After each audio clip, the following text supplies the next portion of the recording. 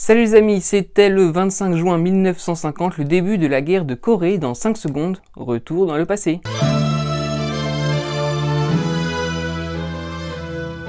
Au début du XXe siècle, la Corée est un territoire japonais. En 1945, lors de la conférence de Potsdam, l'URSS et les États-Unis conviennent d'une frontière entre deux Corées au niveau du 38e parallèle. En 1948, grâce à des élections, naît le gouvernement de la République de Corée au sud avec Syngman Rhee, et au nord naît la République populaire de Corée dirigée par Kim Il-sung, le grand-père de Kim Jong-un. Voilà pour le point historique. Cette guerre se découpe en 4 étapes distinctes. Tout d'abord, le 25 juin 1950, l'invasion du sud par le nord. Les troupes nord-coréennes franchissent le 38e parallèle et prennent Séoul, la capitale du sud, en quelques jours à peine.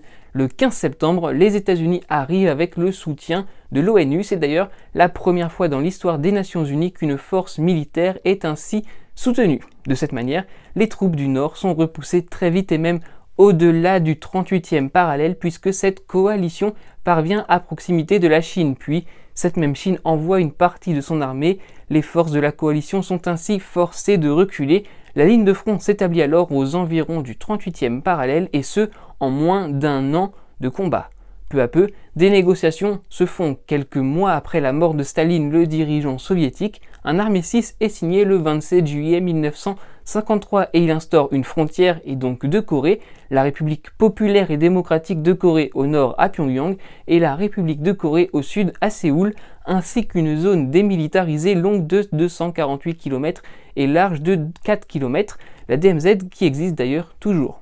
Un petit détail qu'il faut tout de même relever, c'était le général Makache qui était en charge de la coalition onusienne. Ce même général a demandé l'usage de la force atomique contre les forces du Nord au moment de l'intervention chinoise, une demande largement ignorée par le président américain Harry Truman, le même qui avait autorisé les 2 bombardements atomiques à Hiroshima et Nagasaki. Truman qui a aussi démis Makache du commandement en chef de la coalition, qu'il a remplacé par le général Ridgway, beaucoup moins radical. Cette guerre, vous l'aurez compris, prend place dans le contexte de la guerre froide commencée quelques années auparavant. Et ce conflit coréen, c'est un peu le déplacement du poids de la guerre froide de l'Europe vers l'Asie, car en effet, c'est bel et bien une idéologie soviétique et communiste contre l'idéologie libérale, en plus de la répartition respective du Nord et du Sud entre l'URSS et les États-Unis, et en plus de l'implication militaire des deux pays dans le conflit. Cette guerre civile, qui n'est finalement pas tant que ça, a entraîné la mort d'environ 2 millions de personnes, rendez-vous compte, dont énormément de civils, notamment tués lors des bombardements. Cela sans compter les réfugiés ainsi que les conséquences des bombardements, avec pour certaines villes une destruction quasi totale.